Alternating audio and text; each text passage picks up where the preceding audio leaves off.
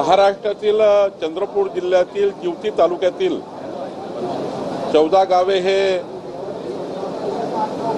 तेलंगणा आणि महाराष्ट्र बाउंड्रीवर आहे आणि ही 14 गावं महाराष्ट्राच्या जमाबंदी आयुक्ताच्या रेकॉर्डप्रमाणे ही सर्व गावं महाराष्ट्राची आहेत। त्यामुळं ही सर्व गावं महाराष्ट्रामध्ये या ठिकाणी त्यांचा महसुली रेकॉर्ड आणि यानंतर त्यांचा संपूर्ण जो काही व्यवहार आहे तो जरी त्या भागात आहे या भागात असला त्या राज्यात व्यवहार आहेत, त्या राज्यात काही शेती आहे या राज्यात काही शेती आहे।